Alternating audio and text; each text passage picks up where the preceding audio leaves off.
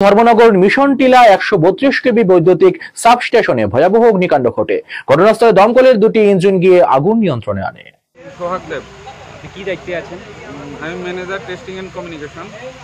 এইখানের যে SM sir আছেন উনি আগরতলা, কালকে আমাদের মিটিং আছে, আর এখানের যে ম্যানেজার আছে উনিও ছুটিতে আছে আর কি।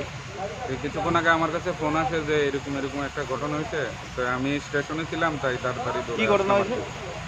বলছি স্ক্র্যাপ মেটেরিয়াল নেওয়ার জন্য একটা এজেন্সি, যতটুকু জানছি আমি যে স্ক্র্যাপ মেটেরিয়ালটা তারা বের করে নেবে এখান থেকে। মানে এক্সিস্টিং যে রানিং সিস্টেম আছে এটাতে কোনো সমস্যা নাই, স্ক্র্যাপ মেটেরিয়াল তারা নিচ্ছিল। তখন এতটুকুই জানি যে স্ক্র্যাপ মেটেরিয়াল তারা নিচ্ছিল। কয়েকদিন ধরে এই প্রসিডিউরটা চলছে, পার্ট পার্ট করে ওরা খুলছে নিচ্ছে। কিন্তু কিছুক্ষণ আগে আমাদের অফিস থেকে জানতে পারলাম, আমার এসএম স্যার ওখান থেকে জানালো যে একটা ইনসিডেন্ট হয়েছে আগুনের। ফায়ার সার্ভিসকে কল দেওয়া হয়েছে, তুমি একটু যাইয়া দেখো কী হয়েছে। তো এতটুকু শোনার পরে এখানে আসলাম আর কি। আর মানে কিভাবে লাগলো কি বা এখনও আমি পুরো বিষয়টা সম্বন্ধে এতটা অবগত হইনি। আমিও ঘটনা শুনে এসেছি। আমি অ্যাকচুয়ালি টেস্টিং অ্যান্ড কমিউনিকেশনের ইঞ্জিনিয়ার।